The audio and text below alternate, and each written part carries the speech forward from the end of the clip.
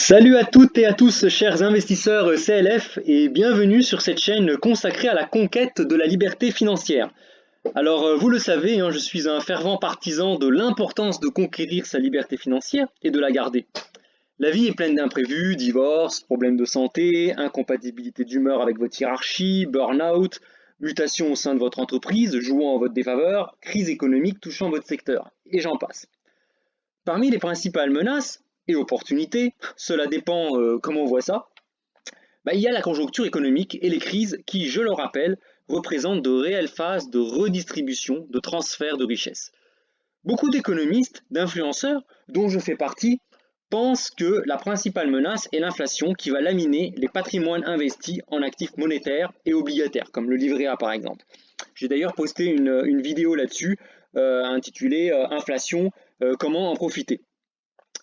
Néanmoins, comme vous le savez, j'en ai d'ailleurs parlé dans mes points de marché, mon objectif n'est pas de défendre un scénario plutôt qu'un autre, même si j'ai évidemment mon point de vue comme chacun d'entre vous. Mon objectif, clairement, est de devenir libre financièrement et de contribuer à ce que la vôtre, à ce que vous soyez aussi libre financièrement, et ce, quel que soit le scénario.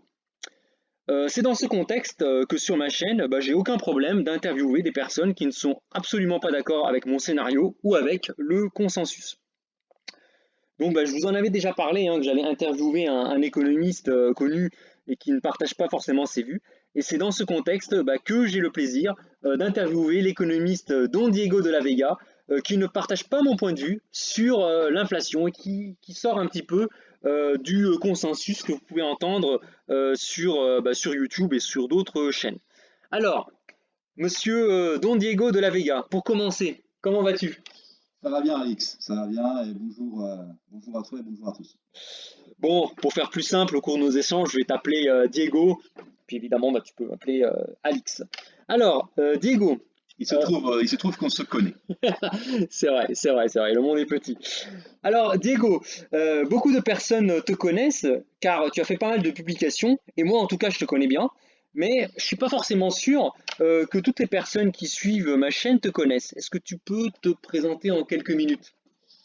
Eh bien, je suis d'âge moyen, avec un physique particulièrement avantageux, mais vous ne pouvez pas vous en apercevoir puisque nous sommes en podcast. C'est vraiment regrettable. Et à part ce physique de rêve, j'ai essayé depuis 20 ans d'être économiste et stratégiste sur Paris, un peu aussi à Chicago et à nouveau sur Paris. J'ai fait diverses choses dans le milieu des analyses économiques, pour notamment depuis un paquet d'années dans une grande institution, dans une salle de marché. Évidemment, je ne m'appelle pas Zorro, hein, j'utilise Don Diego de la Vega parce que ça me permet une plus grande liberté d'expression. Vous savez qu'aujourd'hui, la France, c'est un petit peu comme la Russie ou la Turquie. On ne peut plus faire exactement ce qu'on veut, et même quand on est dans un discours assez technique finalement sur l'économie, l'inflation, vous allez voir, en réalité, il vaut mieux se protéger. Donc voilà, je suis obligé de recourir à ce pseudo. Pour le reste, ma zone de compétence, c'est surtout la politique monétaire. J'essaie de creuser depuis 15-20 ans sur la question de la politique monétaire. Je suis un fanatique de Milton Friedman. Je suis un gros opposant à la Banque Centrale Européenne, et je suis depuis longtemps en faveur de la théorie de la japonisation progressive du continent, une forme de déflation rampante. Et c'est ce qui m'a amené, notamment depuis 12-13 ans, à être farouchement hostile au scénario de hausse des taux. Et ça a fondé un petit peu ma légitimité, si je peux dire, au moins sur l'obligataire, puisque j'ai été une des 3 personnes en Europe à avoir à peu près raison sur 75% des classes d'actifs. Il y avait Steven Major, chef économiste de Europe de HSBC. Il y avait moi et un troisième dont j'ai oublié le nom. D'ailleurs, c'est marrant, je me demande si je me souviens bien, effectivement, quand l'euro était à 1,60 contre le dollar en 2008, tu étais un des rares à dire attention, il y a une bulle sur l'euro va se retourner. Et beaucoup le voyaient à 2 dollars pour un euro. Et tu étais un des rares, je me souviens, à avoir pronostiqué que l'euro à 1,60 dollars pour un euro était en bulle. Alors, je te remercie, mais le problème, c'est que j'aggrave mon cas, puisque maintenant, je suis persuadé que même à 1,13, 1,13 contre le dollar, il est quand même extraordinairement cher, l'euro, et beaucoup trop cher. Donc, tu vois, je- en pratique de casino, on appelle ça doubler la mise. Je suis persuadé qu'il reviendra un jour soit à 0,83 comme en 2002, soit même peut-être à 0,64 comme en euros reconstitués, comme en 1985. Alors ça prendra le temps que ça prendra, mais oui. Justement, alors ça c'est très intéressant ce que tu dis là. Beaucoup de personnes justement sur la monnaie qui pensent, voilà, qui parlent justement, qui se prétendent être des spécialistes de la politique monétaire, nous parlent dans les médias Ils sont tous spécialistes de politique monétaire, mais ça fait 15 ans qu'ils pensent que les taux vont monter. C'est ça qui est très drôle. C'est vrai, c'est vrai, c'est vrai. Les taux pour le moment, on ne les voit pas monter en tout cas. Et donc du coup, beaucoup de ces personnes affirme en fait que on est à la veille d'un boom inflationniste, que ça y est, on a 10 années de déflation, de désinflation qui se terminent, et que l'on va rentrer dans un cycle d'inflation, voire même d'hyperinflation. Alors qu'est-ce que tu leur... c'est quoi ton scénario en matière d'inflation et pourquoi surtout? Alors, avant de répondre à ta question, et on a prévu deux, trois graphiques, je vais enfin, je vais vous faire un petit point, voilà, juste un petit point de doctrine. Pour ça, j'ai besoin d'une métaphore. Je ne l'ai pas créée moi-même, je l'ai récupérée d'un auteur qui s'appelle Larry Summers, qui est quelqu'un qui a eu une certaine influence dans le débat américain, il est toujours vivant d'ailleurs. Euh, c'est un peu provoquant, mais bon, vous me direz ce que vous en pensez. Imagine Alix, évidemment, je ne te le souhaite pas, hein, parce qu'on se connaît et je pense qu'on s'apprécie, c'est plus que du respect. Mais imagine, Alix, qu'on te dise demain que tu as une tumeur cancéreuse. Et on te propose deux solutions. La première solution, c'est d'être soigné comme en 1980, avec les tarifs des médicaments anticancéreux, des traitements anticancéreux de 1980. Ou alors, on te propose d'être traité comme aujourd'hui, avec les technologies d'aujourd'hui, et au prix des traitements anticancéreux d'aujourd'hui. Qu'est-ce que tu choisis, Alix? Ah bah aujourd'hui, sans problème. Voilà, parce que tu sais qu'il y a 40 ans, un cancer, c'était mortel. Aujourd'hui, on dit à certaines personnes qu'elles ont un mauvais cancer. Ça veut dire quoi? Ça veut dire qu'implicitement, aujourd'hui, il y a, je ne vais pas dire des bons cancers, ce serait exagéré, mais implicitement, ça veut dire que parfois, on peut sauver la vie des gens. Alors évidemment, les traitements anticancéreux, ils ont été multipliés par 10 en termes de prix officiel. Oh oui, c'est vrai, on peut le regarder dans les indices officiels. Le CPI, par exemple, américain ou européen en matière de santé, c'est à peu près 10-15% de l'indice des prix. Oui, il a été multiplié par 8 ou 10 ou 12 depuis 1980, c'est vrai. Mais en fait, tu l'as dit toi-même, tu préfères la situation d'aujourd'hui. Donc en réalité, quand vous détectez une hausse de prix, n'en inférez pas immédiatement de l'inflation. Il faut absolument que vous ayez le réflexe d'un certain nombre d'effets, dont la qualité, ce qu'on appelle la valeur, tout simplement. Si vous n'avez pas ce réflexe-là, vous allez immédiatement penser qu'en France, il y a beaucoup d'inflation parce que les prix sont plus élevés qu'au Bangladesh. Ben non, si les prix sont plus élevés en France qu'au Bangladesh, c'est peut-être parce que la qualité des produits est meilleure. Ça ne veut pas dire qu'on a plus d'inflation en France qu'au Bangladesh, au contraire. Ou qu'au Venezuela, si vous voulez. Ce qui compte, c'est la valeur. Et la valeur, elle se déplace. La qualité, elle s'améliore. Et donc, vous avez des biens qui ont subi de l'inflation et d'autres qui n'ont pas subi du tout, même si officiellement, dans l'indice officiel, ils ont été multipliés par 10. C'est un élément, je pense, qui est très important parce que la valeur, on ne sait pas vraiment où elle est très subjective en plus, la valeur. Hein. Donc, c'est pas évident à traquer, on sait simplement qu'elle bouge. Et le prix, lui, il bouge deux fois. Il bouge parce qu'il va fluctuer autour de la valeur et parce que la valeur, en plus, va bouger aussi. Bon. Mais c'est pas parce que vous détectez qu'à un moment, un prix a monté que nécessairement ça correspond à l'inflation. L'inflation, c'est la hausse du niveau général des prix, et implicitement, c'est une hausse qui n'est pas justifiée. En fait, c'est une dégradation du pouvoir d'achat de la monnaie, c'est une sorte de débasement de la monnaie, et c'est donc une hausse des prix qui n'est pas justifiée par la valeur, qui n'est justifiée en fait que parce qu'on a créé trop de monnaie pour acquérir un nombre de biens qui, lui, n'a pas bougé, à qualité constante. Et en fait, ce qu'on a actuellement avec le Covid, c'est pas de l'inflation, c'est un mouvement des prix relatifs. On va acheter plus cher son baril de pétrole, par exemple, et on va acheter moins de DVD à la FNAC. dans quelques mois, le prix des DVD à la Fnac aura tendance à être contenu parce que tout simplement on en aura acheté moins, il y aura moins de demandes pour ces biens-là, et on verra que dans quelques mois, par conséquent, l'indice des prix, il fera pchit. Parce qu'il n'y a pas moyen d'avoir plusieurs années de suite une multiplication par 2, par 3, par 4 du prix du baril. Donc l'effet de base sur le prix du baril, il va s'atténuer. Et de l'autre côté, ça aura tellement détruit une partie de la demande pour d'autres biens qu'on verra une sorte de désinflation, voire de déflation sur d'autres biens. On l'a d'ailleurs vu avec les prix des masques. Quand le virus a frappé, le prix des masques est monté à 50 euros la boîte. Aujourd'hui, on est à 10 euros. Ouais. Donc voilà, il faut bien distinguer entre un mouvement de prix relatif et l'inflation. Il faut bien distinguer entre une inflation, je dirais, légitime, baquée sur une augmentation de la valeur, et une inflation, entre guillemets, illégitime. Et il n'y a pas d'inflation par les coûts. Quand on vous dit inflation par le pétrole, inflation par les semi-conducteurs, inflation par les salaires, inflation par l'OPEP, inflation par... Non, ça n'existe pas. Une inflation par les coûts, par définition, ça n'existe pas. Parce qu'à tout moment, il faut bien que cette inflation, entre guillemets, elle ait été quelque part justifiée par une création monétaire. Si ça ne passe pas par la monnaie, il ne peut pas y avoir d'inflation. No money, no inflation. Vous savez, c'est un peu comme no parking, no business, ou no woman, no cry, quoi. Un peu comme chez Bob Marley. Si vous n'avez pas une émission de monnaie, vous n'avez pas d'inflation. Vous avez, par exemple, une dérive des coûts, comme en ce moment, où vous avez un mouvement de prix relatif, où il peut se passer plein de choses stochastiques sur les prix. Mais par contre, si vous voulez que ce mouvement de prix véritablement corresponde à de l'inflation et soit un mouvement en plus si possible pérenne qui passe par des anticipations d'inflation et qui se nourrit de lui-même, pour ça il faut qu'il y ait bien à un moment un déclenchement monétaire de la chose. C'est pour ça qu'on dit toujours que l'inflation est un phénomène monétaire et pas du tout un phénomène lié aux semi-conducteurs ou aux salaires ou ces choses-là. Voilà. Donc ça c'est ma doctrine. Et évidemment avec une doctrine pareille, j'ai pas du tout peur de ce qu'on voit en ce moment, puisque on va le voir graphiquement. Voilà, alors déjà vous avez un premier graphique. Bon là c'est la zone euro, mais c'est pareil partout en Occident. Vous avez le lien très fort entre l'inflation et le prix du Brent. On aurait dû prendre le prix de l'ensemble des hydrocarbures, ça aurait été encore mieux.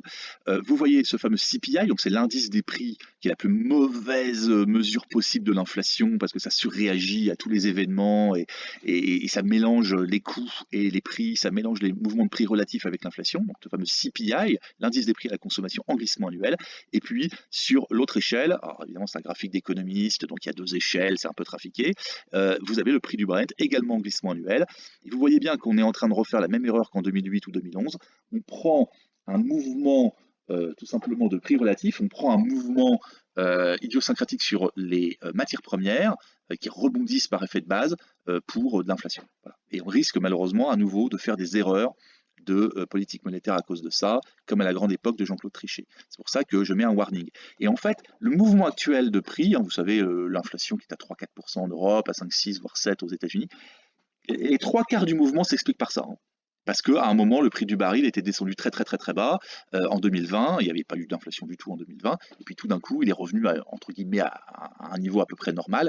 Mais quand vous passez de 20 à 75, ça introduit, ça influe énormément sur le CPI. Sauf que, évidemment, ça va détruire de la valeur, ça va détruire la croissance, ça va détruire de la demande pour d'autres biens, et donc ça va se normaliser, à moins de penser que l'année prochaine, le prix du baril sera à 300$, puis l'année suivante à 1000, puis etc. Voilà, ça c'est la petite histoire, elle est facile, mais je vais un petit peu plus loin. Ça c'est le deuxième graphique. Un tout petit chouïa plus loin, vous avez, alors c'est un peu plus analytique, vous avez la base monétaire. Alors la base monétaire, c'est ce qui monte là en vert, c'est ce qui monte de façon vraiment très très forte avec notamment la crise Covid. C'est tout simplement ce que la Banque centrale fait. Retenez, c'est en gros, c'est quasiment un équivalent aujourd'hui de l'augmentation du bilan, de la taille de bilan de la Banque centrale, toujours en zone euro. Donc vous voyez qu'effectivement, beaucoup d'offres de base monétaire, ce qu'on appelle M1, l'agrégat le plus liquide. Donc effectivement, on appelle ça déverser de la liquidité. En fait, c'est une blague. La BCE ne déverse rien du tout. Elle ne déverse pas de liquidité puisque c'est un prêté pour un rendu. C'est un jeu qu'elle fait avec des banques commerciales. Elle échange des titres contre des réserves. Et en réalité, c'est totalement neutre du point de vue de la création monétaire. Mais je passe. La base de monnaie augmente. Mais vous avez la monnaie au sens large, M3, qui augmente à peine. Ça, c'est la courbe violette. Pourquoi? Parce que je vous dis, toutes ces liquidités, elles sont dans le système bancaire et dans la relation entre la BCE et les banques commerciales. C'est pas du tout déversé dans le reste de l'économie, notamment parce qu'on n'investit pas beaucoup, qu'il y a pas beaucoup de demandes et que en fait tout ça est très très flat. Donc en fait la monnaie au sens large, la monnaie par exemple au sens de Milton Friedman, elle est très flat. Il n'y a pas de création monétaire excessive aujourd'hui. Et le rapport entre les deux vous est donné par le multiplicateur monétaire.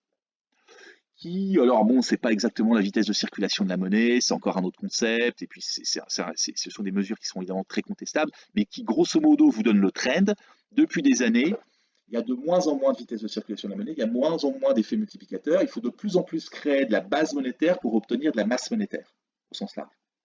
Et ça, cette histoire-là, ça vous montre quoi? Ça vous montre que, en fait, aujourd'hui, pour avoir de l'inflation véritable, c'est-à-dire l'inflation monétaire, c'est-à-dire un déséquilibre dans l'offre et la demande de monnaie, il faudrait aller très très très très très loin dans l'offre de monnaie de la Banque centrale. Il ne faudrait pas simplement multiplier par 3 le bilan de la Banque centrale, il faudrait littéralement crever le plafond. Il faudrait par exemple faire un quantitative easing beaucoup plus large, incluant peut-être des achats d'actions ou d'autres titres, couplé éventuellement à des taux ultra négatifs, pas simplement prêtés aux banques à moins 0,8%, il faudrait peut-être faire quelque chose d'encore plus dingo, il faudrait aller beaucoup plus loin, et évidemment ce serait baissier euro, soit dit en passant, si on le faisait qu'en Europe et pas ailleurs. Bref, il faudrait aller dans une politique tout feu tout flamme, que nous ne faisons pas, puisque nous faisons à chaque fois le strict minimum monétaire. C'est ça aussi la japonisation, c'est faire croire aux gens qu'on fait de la détente monétaire, alors qu'en réalité, on n'en fait pas vraiment. Donc vous voyez que comme il n'y a pas de vrai déséquilibre aujourd'hui entre l'offre et la demande de monnaie, à partir de là, je ne crois pas dans l'inflation, je crois dans un mouvement temporaire. Et alors, pour vous montrer donc, ce concept de demande de monnaie, je reconnais qu'il est vraiment un concept, c'est le troisième et dernier graphique, et après je ne vous embête pas avec des éléments techniques. Bon, vous savez que on peut faire que deux choses dans la vie économique. On peut soit demander des biens et services, soit demander de la monnaie. À chaque fois que vous ne demandez pas un bien ou un service, quelque part, implicitement, vous demandez de la monnaie. Bon, en creux. Donc, qu'est-ce qui s'est passé là? Vous voyez la courbe, c'est le cash dans les entreprises non financières. Alors, ce qu'on appelle les entreprises non financières en zone euro, ça veut dire toutes les entreprises qui ne sont pas des banques. Hein. Donc, c'est à la fois des PME, des grands groupes, etc. Et là, en fait, c'est des positions cash. À chaque fois qu'il y a une crise grave, les gens retournent chez maman. C'est-à-dire qu'ils ont la trouille. Donc, quelque part, ils ne vont pas faire une demande de biens et services, ils ne vont pas faire de la consommation ou de l'investissement. Quelque part, ils reconstituent leur balance en cash. C'est valable pour les ménages, c'est valable pour les entreprises, c'est valable pour tous les gens sérieux. Vous avez une crise terrible, il y a une pandémie, bam, vous demandez de la monnaie. Vous n'allez pas à ce moment-là vous lancer dans des projets ou vous mettre à consommer. Donc, vous demandez de la monnaie, vous la demandez tellement que vous l'obtenez, et là c'est en pourcentage du PIB, vous voyez, c'est un jump, hein, c'est vraiment lié à la pandémie, c'est vraiment, vous voyez très clairement la dérive. Ça veut dire qu'il y a eu une énorme demande de monnaie, un peu comme vers 2008 d'ailleurs. Ça veut dire quoi? Ça veut dire que si vous n'avez pas une offre de monnaie correspondante, à peu près du même niveau au même moment, ben dans ce cas-là, c'est la déflation. S'il y a plus de demandes de monnaie qu'il n'y a d'offres, c'est la déflation. Donc heureusement que les banquiers centraux ont quand même fait le strict minimum et quand même ont un peu développé la taille de leur bilan, parce que sinon on aurait eu une déflation, je ne vous raconte pas. Et là, on serait moins nombreux dans les salles de marché, on serait moins nombreux d'ailleurs, enfin le seul endroit où on serait plus nombreux ce serait à la NPE, enfin au Pôle emploi, parce que je vous assure que ce serait terrible. Donc heureusement que les banquiers centraux ont quand même fait un petit peu d'efforts, étant donné la force de la demande de monnaie. Et cette demande de monnaie, en fait, depuis 2008, elle est systématiquement sous-estimée. Elle est systématiquement sous-estimée au Japon depuis 30 ans et en Occident depuis 2008. Et comme les gens n'ont pas de vraies mesures de la demande de monnaie, parce que c'est un concept, c'est pas quelque chose qu'on observe comme ça au quotidien, ils ont toujours systématiquement tendance à dire ah parce qu'on n'a pas de mesure, donc c'est un concept, donc c'est pas important. Et donc tout le monde commente l'augmentation du bilan, de la taille de bilan des banques centrales. Oh, vous vous rendez compte, les banquiers centraux ont acheté 3 000 milliards de dollars. Oh oui, 3 000 milliards de dollars, qu'est-ce que c'est beaucoup, dis donc. Mais en fait, vous imaginez la richesse nette hein, des ménages américains, c'est 150 trillions de dollars. 150 000 milliards de dollars. Donc c'est pas parce que la Fed depuis 10 ans elle a acheté 3 ou 4 trillions, ou 5 ou 6 ou 7 ou 8 que ça change quoi que ce soit à l'équation. Il faut comprendre qu'aujourd'hui, avec 7 000 milliards de dollars, vous n'avez plus rien. Par rapport à la taille de la richesse mondiale, par rapport à la taille de l'économie mondiale. Donc heureusement que quand même la BCE, là, elle a acheté 2-3 trillions récemment, mais heureusement parce que les gens demandent de la monnaie banque centrale, ils demandent de la liquidité. Et c'est dans le rapport entre l'offre et la demande que se situe l'inflation. C'est quand vous avez trop d'offres par rapport à la demande de monnaie qu'il y a de l'inflation. Or là, ce n'est pas le cas. Ce n'est pas le cas. Comme le disait Jacques Rueff dans les années 50, tant que le besoin d'encaisse, tant que l'augmentation de la quantité de monnaie correspond à un besoin d'encaisse, il n'y a pas d'inflation. C'est quand on crée trop de monnaie par rapport aux besoins qu'il y a de l'inflation. 1923, etc., etc., ou les années 70. Mais on n'est plus du tout dans cette situation. Alors justement, c'est intéressant parce que beaucoup de personnes justement pensent qu'on, après via des graphiques qu'on voit passer sur Internet, pensent que il y a un moment où bah, les gens peuvent avoir peur, justement, peuvent se mettre à paniquer par rapport à ce que disent les médias justement sur l'inflation. Et est-ce que tu ne crains pas qu'il y ait finalement un peu comme quand on a observé quand les médias disaient attention, pénurie de pétrole, grève et tout le monde se rue sur les stations de service. Est-ce que tu crains pas qu'on ait des gens qui se précipitent pour acheter tout et n'importe quoi, de la bouffe, de l'immobilier, tout et n'importe quoi, qui demandent des augmentations de salaire pour anticiper une inflation, et qu'on se retrouve à une situation bah, type Weimar ou ce que vit le Liban par exemple, bah, que je connais bien aujourd'hui. Qu'est-ce que tu réponds à tous ces gens-là? Alors, déjà pour les augmentations de salaire, arrête de rêver, Alix, hein, ne rêve pas. Moi, je dis à tout le monde, parce que ça fait depuis 2008, on m'embête avec ça. Ah, mais Mathieu, l'inflation par les salaires. Je leur dis à chaque fois, bon, déjà, c'est pas possible d'avoir une inflation par les salaires, parce que je viens de vous dire qu'il peut pas y avoir une inflation par les coûts, ça n'existe pas. C'est en théorie économique comme en pratique, ça n'a jamais. Enfin, c'est impossible. Le débat a été clos il y a 50 ans, et je m'étonne que des gens fassent encore référence à une inflation salariale, alors que c'est pas possible. Mais bon, admettons que ce soit un jour possible, hein, on change de planète, hein, on change complètement de civilisation, vous avez une augmentation par les salaires, qui ne serait pas validée par la monnaie par conséquent. Je me demande d'ailleurs comment seraient libellés les salaires, mais bon, je passe. Admettons. Alors vous allez voir votre chef et vous lui dites, écoute chef, je veux une augmentation de 15%.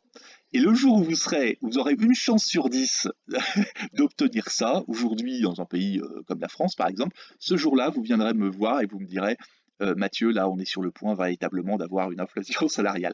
Alors, je vous dis tout de suite, c'est pas possible, parce qu'aujourd'hui, les patrons n'ont plus besoin de nous, salariés. Il y a un truc, ça s'appelle la mondialisation. Il y a un autre truc qui s'appelle le progrès technique. Il y a encore d'autres trucs, comme par exemple le fait qu'on n'est plus à l'époque du Fordisme, hein, on n'est plus dans les années 50, 60, 70. Le rapport capital-travail a complètement été modifié, je vous assure. Avec l'intelligence artificielle, je vous annonce que bientôt ça va encore se radicaliser. La question, c'est est-ce que les patrons vont avoir encore besoin de nous? C'est ça la question. C'est comment essayer d'avoir un taux d'emploi convenable. C'est ça la grande question des 30 prochaines années. Le pricing power du salarié de base en CDI à la française ne tient bah, justement que parce qu'il est en CDI protégé par l'État. Sinon, si c'était vraiment l'offre et la demande au sens du marché, je peux vous dire que la question ne se poserait pas. La question se pose parfois un petit peu localement et temporairement. Là, par exemple, actuellement, on manque par exemple de camionneurs aux États-Unis, D'infirmiers en France. d'infirmiers en France. On manque aussi de bonnes politiques sanitaires d'ailleurs en France aussi. Mais oui, effectivement, on peut manquer de certaines compétences localement, temporairement. Mais franchement, des augmentations de salaire au sens macroéconomique du terme, c'est-à-dire un vrai repricing du pouvoir des travailleurs sur les patrons, bon, il faudrait changer de cadre institutionnel. Et justement, pour répondre à ta question, je dirais plus largement que la fuite devant la monnaie ou des mouvements erratiques de la demande de monnaie ou véritablement un scénario à la vénézuélienne, ça demande en réalité un changement du cadre institutionnel. Et on ne change pas de cadre institutionnel comme ça. Il y a eu un cadre institutionnel qui a duré en gros de 1929-1930 à 1982. C'est ce qu'on appelle justement le cadre fordiste. C'était un système très particulier et pendant ce temps-là, les gens n'ont rien gagné sur les classes d'actifs. Rien, ils n'ont rien gagné. Entre 1929, vous me direz c'était un pic, et 82, vous me direz c'était un creux. Pendant 53 ans, en plein milieu du XXe siècle, les gens n'ont pas gagné sur l'immobilier, ils ont carrément perdu sur l'obligataire, et ils ont gagné 2 fifrelins sur les actions, et le peu qu'ils gagnaient sur les actions, par exemple par les dividendes, en réalité ils le perdaient très vite parce que d'une part, il y avait un truc qui s'appelait le taux marginal d'imposition sur les revenus, qui était énorme, surtout même dans les pays anglo-saxons prétendument libéraux. 80%, je crois. Plus de 80. En Angleterre, ça a été 97% à un moment. Aux États-Unis, ça a flirté avec les 85-90 pendant très longtemps, sous Roosevelt et dans toutes les années. Et c'était pas une question de droite-gauche, hein, même des gouvernements de droite. Hein. Et ça a duré pendant un demi-siècle en réalité. Et ça ne s'est affaibli qu'avec Reagan, Thatcher, etc. Mais le peu que vous gagnez sur des classes d'actifs comme les actions, par exemple, pendant 53 ans, vous le faisiez piquer soit par les impôts, soit en fin de période par l'inflation, qui en fin de période était à 2 chiffres, annuels. Hein. Donc en fait, vous étiez drainé par le fait que vous aviez le protectionnisme qui vous empêchait de déployer votre capital un peu partout. Vous avez une internationalisation de quelques entreprises, mais vous n'aviez pas la mondialisation véritablement. Vous n'aviez pas les gentils petits ouvriers chinois qui travaillent pour nous pour rien du tout. Ça n'existait pas. Vous n'aviez pas la possibilité de faire ce que vous vouliez avec vos salariés, tout simplement parce qu'il y avait un turnover important et c'était le salarié compétent qui était rare. C'était lui la ressource rare et il le savait et il était syndiqué. Et il avait des droits, et il fallait en plus payer pour son logement, il fallait payer pour sa caisse de sécurité sociale. Vous savez, il y avait une bonne vieille blague qui disait dans les années 50-60 que General Motors, c'était pas vraiment une entreprise qui fabriquait des voitures, c'était une caisse de sécurité sociale qui de temps en temps fabriquait des voitures pour équilibrer ses comptes. Mais en fait, c'était le cas de la quasi-totalité des grands groupes. Les grands groupes étaient fordistes, celui qui tenait la boîte, c'était au moins autant le chef syndicaliste que le patron. Cette régulation-là, elle a complètement été évacuée autour de 1982. Qu'est-ce qui se passe en 82? D'abord, vous avez un mouvement politique qui fait qu'on baisse le taux marginal supérieur de l'impôt sur le revenu, premier point. Deuxième point, au même moment, et comme par hasard, l'inflation c'est fini. L'inflation est tuée par Paul Volcker, elle passe de 12 à 4, et ensuite elle passe de 4 à 3, de 3 à 3 à 2, et maintenant, en fait, elle est quasiment inexistante. Tout un ordre patrimonial à partir de là peut se déployer. Ça correspond comme par hasard au Big Bang de la finance, ça correspond comme par hasard à tout un ensemble de mouvements liés à la mondialisation. Quelques années plus tard, la Chine arrive sur le marché. Bref, tout se met en place à tous les niveaux pour avantager les gens qui ont envie d'accumuler littéralement de la richesse financière, soit immobilière, soit action, soit obligation. Vous n'avez plus d'inflation pour tuer vos obligations. Vous n'avez plus de syndicalistes ou de gens pénibles ou l'URSS pour vous tuer vos actions. Vous n'avez plus personne pour limiter votre enrichissement immobilier. Et en 82, on passe donc à un autre système. Avant, on disait les petits vieux, ça voulait dire les pauvres. Depuis les années 80-90, quand on dit les petits vieux, ça veut dire quelqu'un qui est en banque privée. C'est un ordre patrimonial, pro-germanique en plus en zone euro, totalement hostile à l'inflation qui s'est mis en place. Et ce régime-là, pour le détruire, il faudrait être très fort parce que l'électeur médian aujourd'hui en zone euro, notamment en Allemagne, il a 55 ans, il a beaucoup d'assurance vie, il a un gros paquet d'obligataires, il a aussi des actions, il a aussi de l'immobilier, et il vote mainstream. Et donc, c'est très compliqué de détruire un ordre institutionnel. Évidemment, ça peut arriver, mais franchement, ce qui s'est mis en place il y a 40 ans, en opposition à ce qui avait duré pendant 50 ans précédemment, c'est waouh, c'est pas évident. Et je ne dis pas que ce serait bien, parce qu'évidemment, si on change d'ordre institutionnel, il y aura des avantages, il y aura des inconvénients. Par exemple, si on a plus d'inflation, on peut se libérer des dettes plus facilement. Bon, voilà, enfin, ça dépendra du niveau des taux d'intérêt. Mais voilà, il n'y en a rien sans rien. L'idée, c'est qu'il n'y a pas de free lunch. Le système actuel a plein d'inconvénients. Il développe les inégalités patrimoniales, par exemple, c'est évident. Mais il a aussi des avantages. Les gens comme nous, comme toi et moi, Alix, qui investissons sur voilà, un certain nombre de classes d'actifs, bah, si on ne fait pas trop d'erreurs, bon, évidemment, il y a une crise ou deux de temps en temps, mais bon, voilà, depuis 40 ans, pour perdre de l'argent sur les classes d'actifs, faut quand même pas être fut-fut, hein.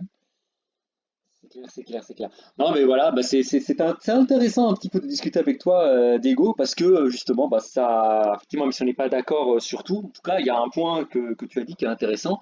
Vaut mieux aujourd'hui adopter des stratégies patrimoniales de type liberté financière que tout miser sur le salariat en attendant effectivement les augmentations à deux chiffres de votre chef qui est très très gentil et qui pense à vous matin, midi et soir.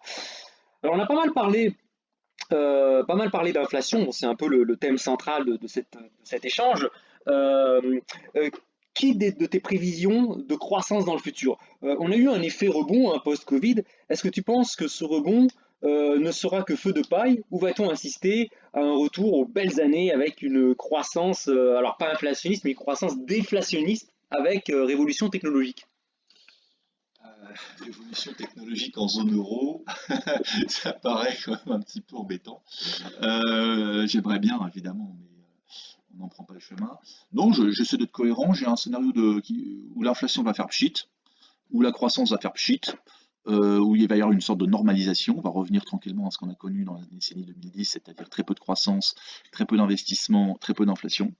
C'est pour ça que j'espère qu'on n'aura pas en plus un durcissement monétaire, parce que là, franchement, ça arrivera très très vite à nous embêter. Euh, et d'ailleurs, le marché est un peu dans cette mode-là, parce que vous savez, actuellement, il y a beaucoup de gens qui disent que la Fed va monter les taux l'année prochaine, etc. Donc vous avez tout un mouvement comme ça sur les taux courts. Les Anglais viennent de faire une première hausse de taux. Bon. Eh bien, vous avez vu la réaction des taux longs? On est à 1,39 sur le 10 ans américain. Donc c'est ce qu'on appelle de la déquantification, c'est-à-dire que les taux longs, voilà, aplatissement, les taux longs ne répondent plus aux taux courts. Donc ça veut clairement dire que le marché, il pense comme moi, hein. Le marché, d'abord, il croit absolument pas dans le scénario inflationniste, sinon les actions n'auraient pas fait plus 20% cette année, alors même que ce mouvement sur le CPI était non prévu. Et puis, évidemment, si le marché ne pensait pas comme moi, actuellement, on aurait des taux à 3, 4, 5, 6%, parce que si vous pensez que l'inflation va être chaque année de 3-4% dans les années qui viennent, vous n'achetez pas une obligation 10 ans américaine en nominal à 1,3. Voilà. Donc le marché, c'est ce qu'il anticipe. C'est-à-dire la poursuite de la japonisation après ce mouvement temporaire de 2021. En zone euro, c'est un petit peu plus embêtant parce qu'on est un petit peu lagué, c'est-à-dire que le pchit d'inflation, il va se faire un peu plus graduellement parce que il y a une forte rigidité des prix en zone euro, donc les mouvements sont moins violents. Et puis on est un petit peu lagué dans le cycle, c'est-à-dire qu'on a un petit peu de retard. Ajoutez à ça que l'euro n'est plus à 1,23 mais à 1,13 et qu'à mon avis il va continuer à baisser. Donc pour tout un tas de raisons, ça prendra un peu plus de temps en zone euro. Après la prochaine décennie, ça va être une décennie où on a beaucoup de dettes privées, beaucoup de dettes publiques. Donc il faut toujours garder un petit peu ça en tête. Ça va être quand même une contrainte. Et notamment, ça pourrait expliquer pourquoi les taux ne remontent pas. Parce que ça va être très compliqué de les faire remonter. Dès qu'ils vont commencer à monter, on va s'apercevoir que c'est compliqué. Bon, il faut garder un petit peu ça en tête. La prochaine décennie, ça peut pas être ça peut pas être une décennie de forte productivité parce qu'on n'a pas beaucoup investi. Ça fait 14 ans que le taux d'investissement productif partout en Occident est très bas, très décevant. Donc quand on investit peu, on a un stock de capital qui a plutôt vieilli.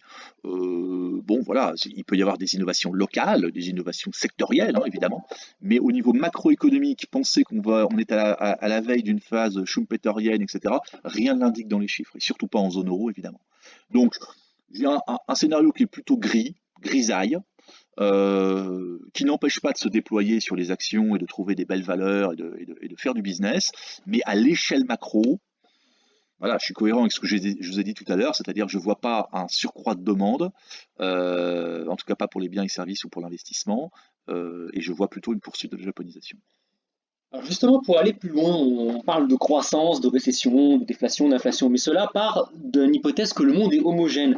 Or, on sait que même si la planète est de plus en plus connectée, on le voit avec le Covid, c'est difficile d'imaginer un cycle économique homogène mondial. Selon toi, quelles sont les perspectives de croissance d'emploi suivant les zones géographiques? Est-ce que tu imagines un cycle homogène ou est-ce que tu penses qu'il va y avoir des zones qui vont plutôt se japoniser plus que d'autres et d'autres zones qui, au contraire, pourraient être catalyseurs d'une prochaine croissance? Alors, je suis vraiment pas un type sympa parce que non seulement je crois pas à la hausse des taux, la hausse de l'inflation, etc. euh, non seulement je crois pas vraiment dans les perspectives de la zone euro, mais en plus je suis outrageusement pro-chinois. De façon, mais même complètement, c'est une véritable honte, hein. Parfois, ça me pose des problèmes d'ailleurs de dissonance cognitive, parce que je suis monétariste, je suis libéral, je suis pas La Chine, c'est les communistes. voilà, je suis pas exactement un adepte du politburo de Pékin, même si je ne pense pas qu'ils soient vraiment communistes à proprement parler. On pourrait tout aussi bien dire qu'ils sont vichistes, hein, puisque leur devise c'est quelque part travail, famille, patrie, donc on pourrait très bien dire que c'est une sorte de communisme New Age, disons. En fait, la Chine est une contrôlocratie, un peu comme le Singapour de Lee Kuan Yew. Ils veulent essayer d'avoir du business, mais tout en gardant le contrôle politique. C'est d'ailleurs typiquement asiatique, hein. Les Taïwanais ont fait ça jusque dans les années 80, les Coréens jusqu'à la fin des années 80. Bon, c'est pas une spécificité chinoise. Je suis très pro-chinois, très pro-Chine, aussi bien en macroéconomie que sur les classes d'actifs. Les classes d'actifs qui en plus vont s'ouvrir, c'est déjà le deuxième marché mondial pour l'obligataire et les actions, et je crois qu'il y a quand même beaucoup de... Quand on a un gros taux d'épargne, qu'on peut le faire fonctionner de façon beaucoup plus moderne, qu'on est à la veille d'un big bang financier et qu'on a envie de faire les choses bien, je pense que voilà, les gens feraient mieux de s'intéresser à la Chine. Il faut qu'on gagne en compétences là-dedans, qu'on suive davantage les classes d'actifs chinoises, Et étant donné que pour le moment, les ménages français ont à peine 1% de leur épargne, encore je suis très généreux en disant 1%, investi en Asie, regardez les classements internationaux sur le capital humain, hein, notamment sur le niveau scolaire des jeunes. Waouh, n'avoir que 1% de son épargne localisée en Asie, je crois que c'est une profonde incompréhension de ce que va être le 21e siècle. Voilà. Donc il faut progressivement gagner en compétences sur l'Asie, et en particulier sur la Chine, sur ces nouvelles classes d'actifs. Il se passe des choses intéressantes là-bas. C'est pas toujours facile d'investir, quelle que soit la classe d'actifs, évidemment. Donc il faut y aller petit à petit, pas à pas. Mais il y a une monnaie qui est une monnaie forte, donc vous n'avez pas besoin de vous hedger en taux de change. Il y a des opportunités. En plus, là, on vient d'avoir une année dégueulasse sur les actions. L'obligataire marche bien, hein, et la monnaie marche bien. Mais les actions, cette année, ça a été horrible en 2021. Je confirme. Donc, il y a des choses à faire. Et franchement, je préfère acheter du Alibaba à 12 fois les bénéfices que du Amazon à 65 fois les bénéfices. Mais Amazon est une très belle boîte, hein. Mais quand vous êtes pricé 65 fois les bénéfices futurs, alors même que vous n'êtes pas une PME, bon, disons qu'il faut absolument que Amazon exécute convenablement dans les années à venir. Ça tombe bien, c'est une belle boîte. Et moi, je préfère une boîte comme Alibaba. Voilà. Donc, ça, c'est mon opinion. Et bon, bah, voilà, je la partage. Pour le reste, évidemment, je vous ai dit que la zone euro, ça m'inquiétait un petit peu. C'est comme une terre de stock picking, la zone euro. C'est-à-dire qu'aujourd'hui, il n'y a plus de terreau économique véritable. En plus, c'est pricé dans une monnaie qui est profondément dysfonctionnelle, qui génère des faux prix, hein, ça s'appelle l'euro. Mais il y a quand même des belles boîtes, très belles boîtes, hein, L'Oréal, LVMH, je crois, il y a une foultitude de belles boîtes. Donc l'idée en zone euro, c'est de trouver le moment où des très très belles affaires arrivent à se conclure pas trop cher. Il faut trouver des mouvements de repli. Et ces moments de repli, il ne faut pas les rater. L'autre jour, il y en a eu un, voilà, il y a quelques semaines, il y a eu un très beau mouvement de repli. On pouvait acheter du LVMH à 630, on pouvait acheter, enfin bref. Et quand vous avez un mouvement de repli, ça peut être intéressant. Et puis les États-Unis, évidemment, qui concentrent 50% de la richesse financière mondiale sur quelques rues de New York et de Washington. Il y a à la fois beaucoup de qualité, très très belle boîte aux États-Unis, évidemment, mais en même temps, on les paye un peu cher, donc il faut être sélectif. Et donc c'est un petit peu la même idée. C'est la terre principale de l'investisseur, mais ça fait quand même maintenant 12 ans que ça monte, donc sélection, sélection. Et à propos des États-Unis, petite question un peu qui n'était pas prévue d'ailleurs. Que penses-tu de Joe Biden, des démocrates là? Bah, bon, moi je suis républicain. Euh, Enfin, je suis républicain au sens américain du terme. La question Mais n'était pas anodine. ouais, tu le sais bien. Mais en même temps, faut reconnaître que les républicains ont été violés par Trump et que depuis, pour moi, ils sont moyennement fréquentables, hein. Donc, Biden, s'il avait fait des efforts, j'aurais considéré, étant donné que je détestais Trump à tous les niveaux, il a fait beaucoup de gabegies budgétaires, en haut de cycle, il était protectionniste, je déteste ça, bon bref. Si Biden avait été raisonnable, j'aurais vraiment profité pour justement montrer mon caractère pragmatique, etc. Mais il n'est pas raisonnable. Il est tenu par une partie de sa gauche, la gauche du Parti démocrate qui s'est beaucoup radicalisée. Il procède à des nominations qui sont pas très pertinentes en règle générale. Je trouve que budgétairement, c'est à la fois mal alloué sur le plan de la qualité de la dépense publique et en plus le timing est très mauvais. Et donc je ne suis pas du tout rassuré ni par l'homme, ni par sa politique, ni par ses alliés, ni par ses prises de position diverses et variées. Donc c'est dommage parce que là il y avait un coup à jouer pour les démocrates. Si on avait eu des démocrates intelligents comme à l'époque de Clinton par exemple, hein, le fameux couple Clinton-Greenspan, ça aurait pu être montrer justement une sorte de différentiel par rapport à Trump et ça aurait été vraiment intéressant. Mais ça, ils ont raté le coche. Et par exemple dans leur attitude anti-Chine, maintenant qui est devenue très transpartisane aux États-Unis, hein, c'est aussi bien les républicains que les démocrates. Là, ils ont vraiment pris un très mauvais coton à vouloir essayer de recréer une guerre froide. On n'a pas besoin de ça, c'est vraiment dommage. On a vu que Biden n'avait pas de leadership par rapport à l'Afghanistan, qu'il n'a pas de leadership dans beaucoup de domaines. Et Powell non plus, d'ailleurs, à la Fed. On a un vrai problème de leadership aujourd'hui aux États-Unis. Et donc, quand on est républicain comme moi, bah, évidemment, on a la nostalgie des années Reagan, des années où on avait comme ça des hommes avec un fort leadership. Paul Volcker, hein, des Oui, messieurs, quoi. aussi, oui. Et qui, en plus, étaient quand même des gens qui, même s'ils étaient forts et avec des convictions, étaient quand même capables de négocier avec le camp adverse. On l'oublie souvent, mais Reagan, il avait un congrès démocrate. Donc il était toujours dans le compromis. Et c'est pour ça qu'aujourd'hui, il apparaît comme quelqu'un en fait aux États-Unis d'assez consensuel, parce que certes, il avait des convictions, certes, il essayait de les faire passer, mais en même temps, il négociait.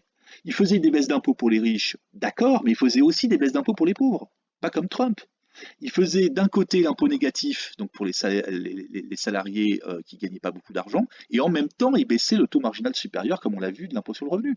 Il y avait cette balance, si vous voulez. Ouais. Par exemple, quand il y avait une politique de concurrence, c'était pas simplement pour aider les riches, c'était aussi pour, tout simplement, pour le bien-être du consommateur. Il y avait Baisser les prix, pour baisser aussi les et prix. pour baisser les prix. Il y avait ces deux dimensions. Alors qu'aujourd'hui, les républicains sont vraiment complètement caricaturaux.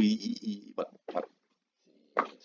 Alors, on a pas mal parlé effectivement des zones géographiques et quid des secteurs d'activité. Quels sont selon toi les principaux gagnants et perdants dans le monde qui s'en vient en termes de secteurs d'activité? Alors, je suis dans la continuation de mon analyse monétaire. Si vous croyez comme moi que l'inflation est un problème surestimé, surpricé, et si vous croyez comme moi qu'on n'est pas menacé véritablement par une hausse des taux, même si évidemment tout est possible, mais c'est pas mon scénario central, alors dans ce cas-là, vous êtes favorable à quoi? À la tech. Vous êtes favorable à tout ce qui est high-tech, Silicon Valley, etc. Alors, pas tout, hein, pas tout évidemment, il faut sélectionner. Mais bon, et d'ailleurs c'est ce qui se passe. Hein. Encore en 2021, vous savez que la moitié des gains du S&P 500 s'est concentré sur 6 entreprises, 4 des 5 GAFAM, plus Nvidia et Tesla, qui ont seulement 6 boîtes qui ont fait la moitié des gains du S&P 500. Et si vous regardez les courbes depuis 12 ans, je crois pouvoir dire que mon opinion a été quand même légèrement validée par le Nasdaq. Bon, et en plus le Nasdaq en dollars, comme je le préconisais, donc croyez-moi, depuis 12 ans, pour les gens qui ont à peu près suivi cette idée, ça se passe bien. Bon, est-ce que ça va continuer? C'est ça la question. Mais dans l'idée que j'ai, puisque les taux d'intérêt sont bas et contenus à des très bas niveaux, parce que malheureusement on manque de demandes agrégées, on a des banquiers centraux qui se disent accommodants mais qui ne le sont pas, bah, par conséquent, il faut baisser les taux d'actualisation. Si vous baissez les taux d'intérêt, il faut baisser les taux d'actualisation. Donc ça veut dire quoi? Ça veut dire que en fait, la dévaluation des flux futurs doit se faire à un taux moindre. C'est-à-dire qu'il faut dévaluer le futur moins qu'avant. Si vous avez un taux d'intérêt qui est à 5%, bah, c'est normal, peut-être, je ne sais pas moi, de dévaluer tous les flux futurs de 8% par an, par exemple. Et donc vous ne laissez pas votre chance à des projets de long terme, comme par exemple Tesla ou voilà, toutes ces boîtes qui ne sont pas bénéficiaires là dans les 3 prochaines années, mais qui le seront plus tard. Par contre, si vous avez des taux d'intérêt à zéro ou quasiment à zéro, alors vous êtes obligé d'actualiser très bas, 2, 3, 4% maximum. Ah, mais dans ce cas-là, vous donnez sa chance à tout un tas de projets qui certes ne sont pas rentables dans les 3 premières années, mais qui vont l'être après. C'est pour ça que le high-tech est avantagé. Et puis j'ajoute aussi un autre secteur qui est le luxe. Pourquoi? Parce que le luxe dépend très peu de la demande agrégée domestique. Donc si on fait beaucoup de bêtises avec la BCE depuis 14 ans à suivre l'exemple japonais, bah, le luxe s'en fout. Il s'en fout pour 2 raisons. D'abord parce qu'ils vont essentiellement en Chine, aux États-Unis et dans le monde, donc il n'est pas arrivé à la croissance domestique très faible de l'Italie, de la France, etc. Puis la deuxième raison, c'est qu'en plus c'est du haut de gamme. Donc bon, ils dépendent très très peu de l'effet prix, de la compétitivité prix. Et il y aura toujours une demande positive pour ces biens-là. Donc le luxe, c'est intéressant. Et c'est pas un hasard si le luxe est passé de 3-4% du CAC 40 il y a 15 ans à aujourd'hui plus du quart. C'est absolument pas un hasard si vous Les croyez. calls, les fameux calls. C'est pas un hasard. C'est le reflet de ce que je vous dis. C'est typiquement le secteur qui ne craint pas la déflation interne. Un peu comme le high-tech pour d'autres raisons. Le high-tech, c'est parce qu'il faut des gains de productivité, parce que là aussi, il y a une demande qui est favorablement inclinée à moyen long terme, et à cause de cet effet de taux d'actualisation. Et le luxe, c'est parce que, eh ben, voilà, c'est un effet je dirais un effet de gamme. Donc les semi-conducteurs, le luxe, ce sont des secteurs que je regarde, que j'aime bien. Alors évidemment, dans ce scénario que j'ai, bah évidemment, c'est très très très très hostile pour tout ce qui est bancaire, utilities, bancaire zone euro, c'est très très dur. Toutes les boîtes trop liées au gouvernement, toutes les boîtes de commodities, hein, toutes les boîtes de matières premières, c'est une catastrophe depuis 14 ans. Enfin, vous vous en doutez bien, c'est absolument pas compatible avec ce scénario. Alors, si j'ai tort dans les années qui viennent, bah évidemment, dans ce cas-là, il faudra investir essentiellement sur des valeurs domestiques, l'immobilier domestique, le pétrole évidemment, et puis dans ce cas-là, acheter Société Générale, Crédit Agricole, acheter toutes les boîtes, toutes les banques. Hein, voilà. Mais merci beaucoup, hein, Diego, pour tes analyses très intéressantes. Alors, je tiens à insister auprès de vous que Diego n'est pas seulement économiste, hein, c'est également un investisseur avisé. Aussi, il ne se contente pas de refaire le monde dans une bibliothèque, mais est très au contact avec le terrain. Il a passé une grande partie de sa carrière à analyser les impacts des différents scénarios économiques sur les différentes classes d'actifs. Et d'ailleurs, bon, bah, cela m'amène à te poser une question, mais tu as déjà commencé un petit peu à y répondre. Quelles classes d'actifs, selon toi, tireront le plus parti du scénario économique que tu envisages? Alors, cash, obligations, actions, on en a parlé, or, argent, crypto, on n'a pas du tout parlé des cryptos, immobilier. Alors, le cash, il n'y a pas de honte à avoir du cash. Je vous ai dit qu'il y avait une forte demande de cash de la part des agents économiques. Et bon, je pense que tu valideras ça, Alix, à mon avis, dans ta pratique. Tu as plus de pratique que moi en matière d'investissement boursier. C'est toujours agréable en termes de pouvoir, en termes d'opportunité, d'avoir toujours un petit volet de cash. Peut-être pas à la Warren Buffett, faut pas déconner, peut-être pas autant que Warren Buffett, mais c'est toujours intéressant d'avoir un petit volet de cash. Il n'y a pas de honte à avoir du cash. Alors évidemment, il est plus rémunéré, c'est plus comme autrefois, donc il ne faut pas non plus que ce soit 50% de vos allocations, parce que sinon, effectivement, c'est difficile après d'avoir des grosses performances. Mais moi, je trouve que la gestion du cash, c'est important, et il n'y a rien de pire que de se retrouver à court de cash. Le cash squeeze. Le fameux, ouais, se retrouver squeezé par manque de cash, je trouve que c'est vraiment, ça fait un peu trop amateur. Voilà. Je dis ça parce que ça m'est arrivé il y a encore pas longtemps de ne pas avoir assez de cash pour saisir des opportunités. Je trouve ça vraiment dommage. Ça, c'est le premier point. Mais évidemment, il ne faut pas en avoir trop. La crypto. Alors, non, je vais faire la crypto après. Ouais. D'abord, on va être sur les actions et les obligations. Le vrai dilemme, c'est action ou obligation. C'est ça le gros dilemme, hein, le gros des classes d'actifs. Euh, les actions, il y en a le même nombre en circulation qu'il y a 30 ans. Ça paraît incroyable de dire ça. Le nombre de titres. Encore, les entreprises rachètent leurs titres, hein. Voilà, c'est pour ça. C'est parce que de temps en temps, vous avez une nouvelle entreprise qui apparaît, qui se met sur le marché. On appelle ça une IPO, une entrée sur le marché. Donc, elle émet des titres. Et on a l'impression tout d'un coup qu'il va y avoir plus de titres actions et qu'on va être dilué.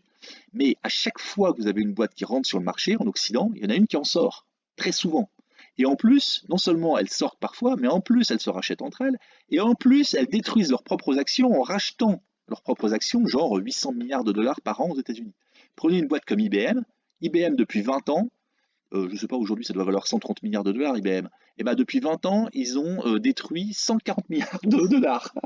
Ça paraît incroyable, hein, mais ils ont détruit plus depuis 20 ans que la capitalisation boursière totale actuelle d'IBM. Apple aussi fait la même chose, toutes les grosses boîtes font la même chose.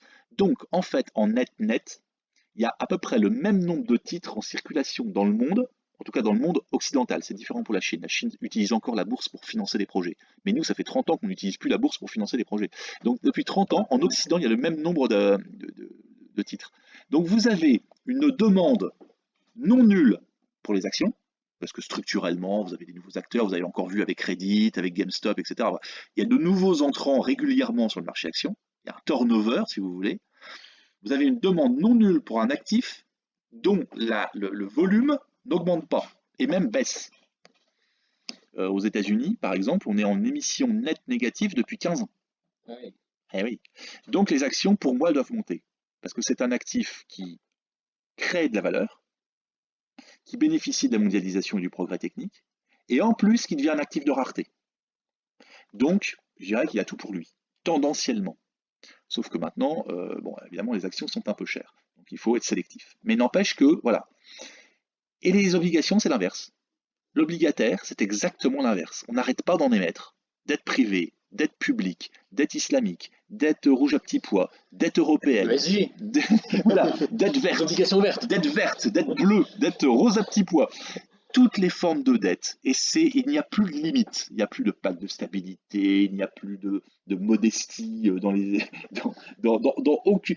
Les entreprises, en plus, c'est amusant, les entreprises, pour racheter leurs propres actions, elles le font avec de la dette. Ouais. Les deux courbes se superposent magnifiquement aux États-Unis, hein, la courbe de l'endettement des entreprises et la courbe des rachats actions, ça s'épouse très très bien. Corrélation, causalité, plutôt causalité. En fait, ce qui se passe, c'est qu'aujourd'hui, tout le système financier et tout le système des finances publiques pousse à la génération de nouvelles dettes.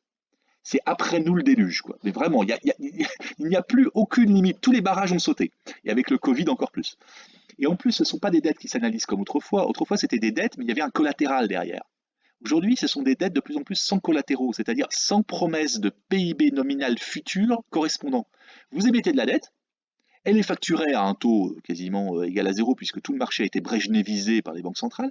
Mais en plus de ça, ça ne correspond même pas à un vrai collatéral, c'est-à-dire la promesse d'activité nominale future, je vous l'ai dit dans ce fameux scénario de japonisation, est très faible.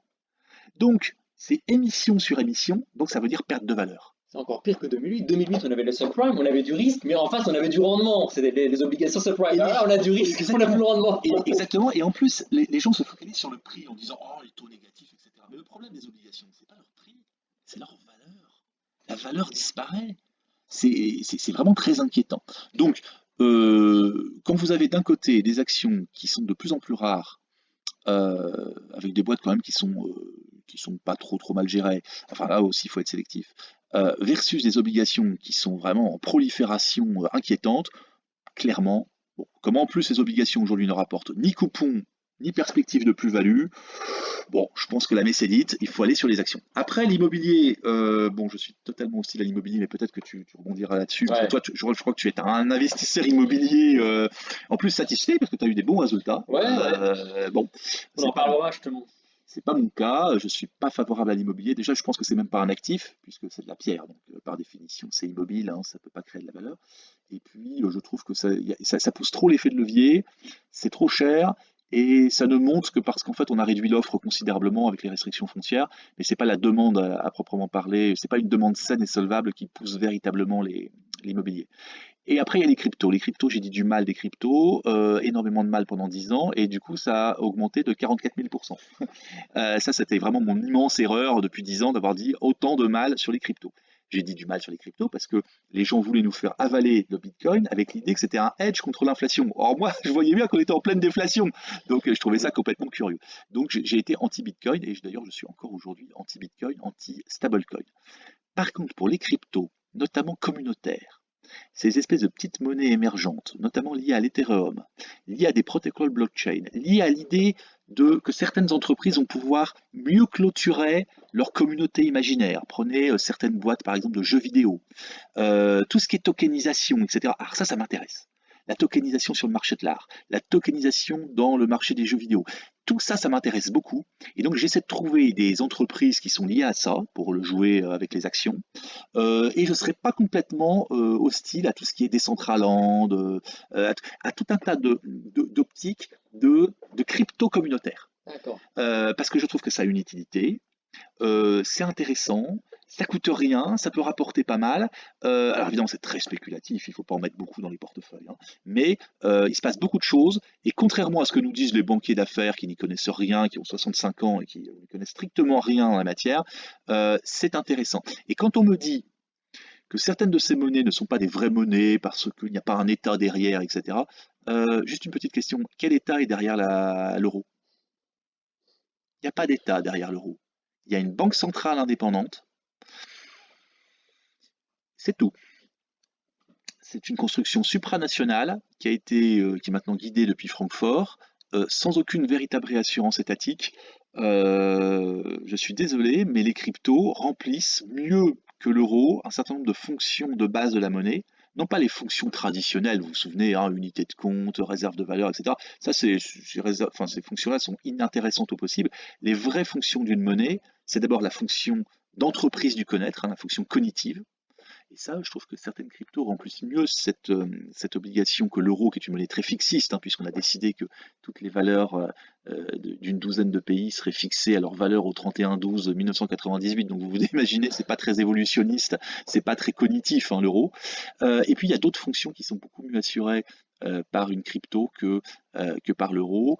En particulier, je trouve que les cryptos ont cette dimension de lien social. Je vous parlais des cryptos communautaires, hein, des cryptos d'entreprise par exemple, hein. Certaines, elles développent du lien social plus à la limite que l'euro, qui est même incapable de mettre un être humain sur un billet. C'est dire à quel point. Voilà. Donc je suis assez favorable à certaines cryptos, évidemment à la marge, euh, pour le moment. Mais vous savez, elles sont en train d'être validées quelque part par les banques d'affaires américaines et je ne serais pas étonné qu'il y ait une nouvelle convention d'ici peu de temps qui oblige dans les portefeuilles de long terme équilibrés à avoir 1, 2, puis 3% de crypto. C'est en train de se mettre en place quelque part, hein, je l'ai vu chez pas mal de banques d'affaires. Et quand vous avez ça, souvenez-vous de ce qui s'est passé il y a 20 ans sur certaines commodities ou sur l'or, quand tout d'un coup la convention a changé et qu'on a dit dans un portefeuille de long terme, il faut plus simplement 1% d'or, mais 2%. Bah, comme par hasard, ça a jumpé, ça a fait monter le prix de l'or à ce moment-là. Je ne serais pas étonné que les cryptos bénéficient de ça. Je pense que le mouvement est lancé.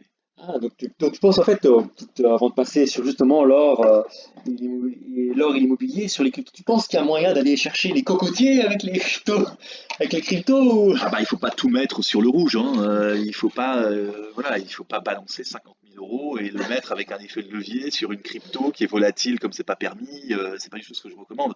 C'est à la marge. C'est dans une optique de moyen terme. C'est surtout pas avec un effet de levier, évidemment. Si possible, il faut jouer sur trois quatre monnaies et pas sur une seule. Il faut prendre les monnaies les moins dingos et puis celles qui ont une utilité intrinsèque. Donc, et puis moi, en fait, je joue pour le moment, je joue de façon indirecte, c'est-à-dire je joue à travers des entreprises. Et il se trouve qu'en France, on a quelques bonnes petites pépites. Alors évidemment, ce sont des small caps, hein, mais quelques petites entreprises qui s'intéressent à ces sujets. Par exemple, The Blockchain Group, qui est une boîte d'experts en fait, qui ils manipulent pas directement des cryptos. Eux, ils s'intéressent à la blockchain et ils aident un certain nombre d'entreprises en la matière. Ou plus spéculatif, une boîte comme Atari, par exemple, qui a développé sa propre monnaie.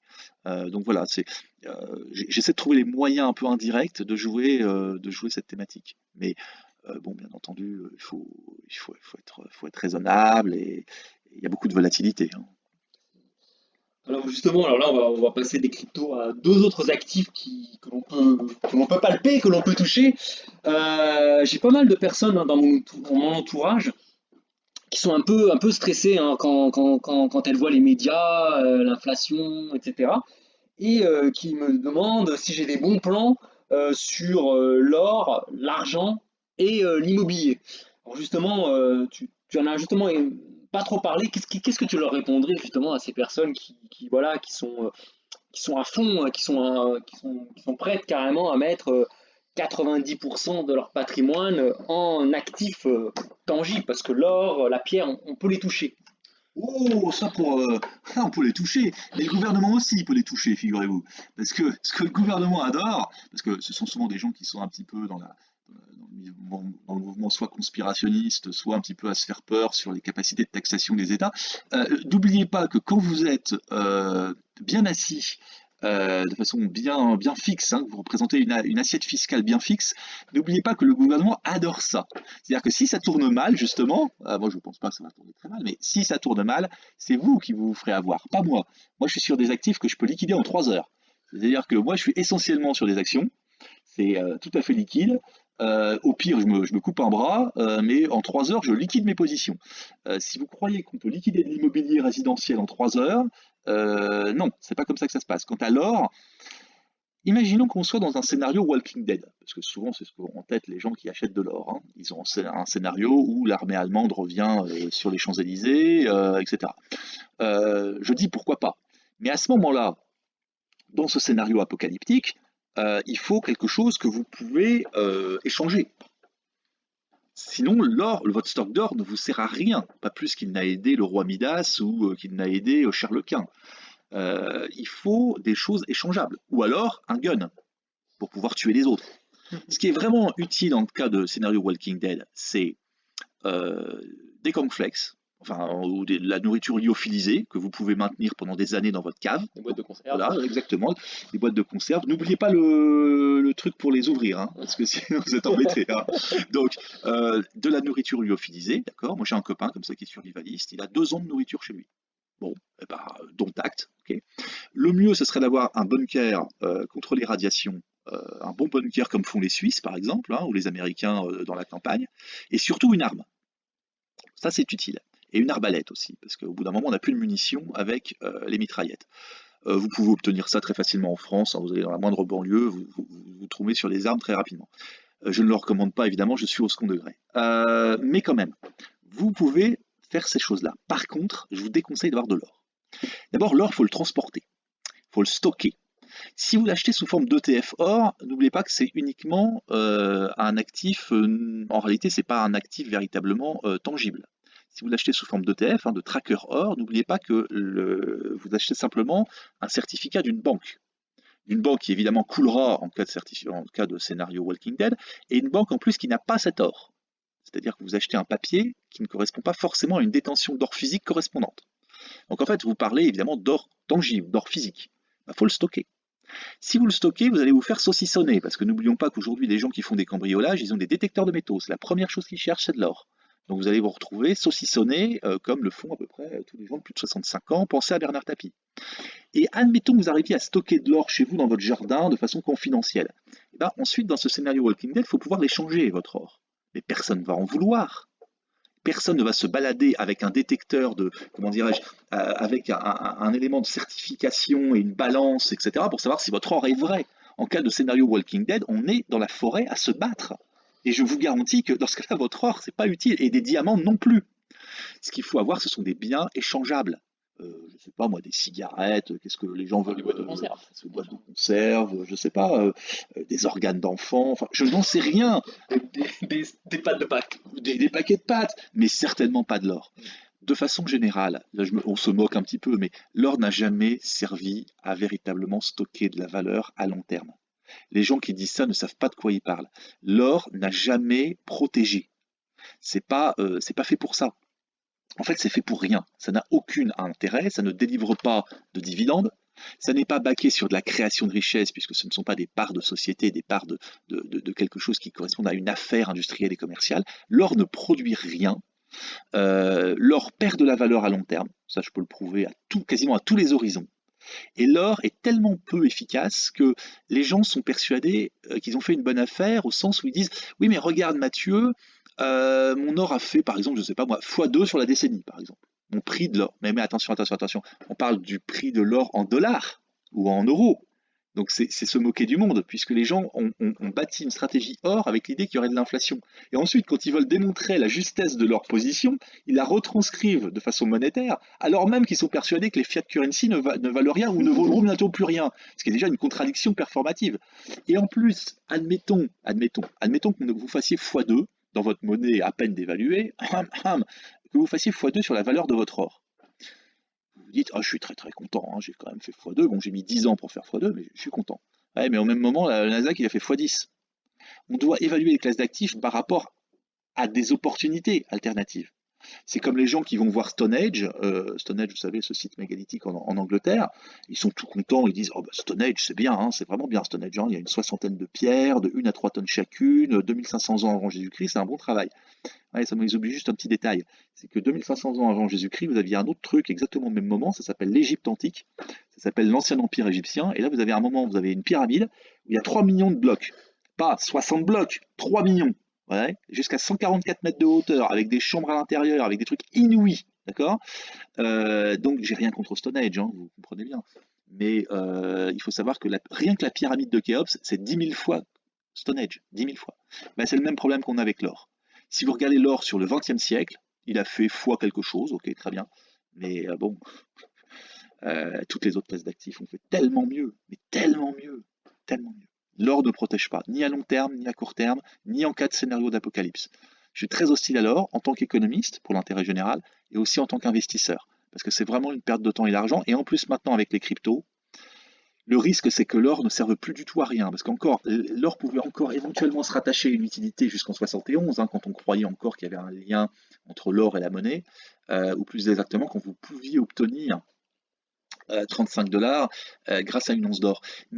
Et même plus d'ailleurs. Mais le problème, c'est qu'aujourd'hui, l'or a été démonétisé d'un côté, et de l'autre côté, maintenant, il est concurrencé par les cryptos et tout un tas de NFT et d'autres actifs numériques dans sa fonction même de réserve, quelque part. Et donc, l'or se retrouve à la fois à être dévalué, concurrencé, démonétarisé, parce que l'étalon or ne reviendra jamais, en fait, il est mort en 1914. Et donc, quelque part, je ne vois pas quelle est l'utilité intrinsèque d'avoir de l'or.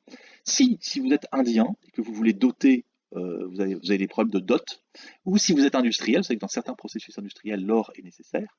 Mais voilà, à part quelques très très rares individus, je ne vois pas vraiment quelle est l'utilité intrinsèque de l'or. Et quand on me dit qu'on a une vision sur l'or, je dis ah bon? Ah oui, oui, oui, on a une vision sur l'or parce que les banquiers centraux en achètent. Ah bon? Vous êtes au courant comment évolue le stock, par exemple, le stock d'or de la Banque de Chine?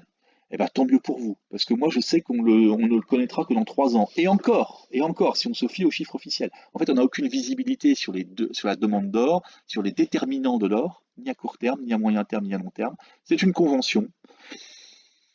Et donc, voilà, c'est pas un vrai actif de rareté. Aujourd'hui, les actions sont le vrai actif de rareté, et ça n'est pas d'une grande utilité. Donc, je suis tout à fait anti-or, effectivement.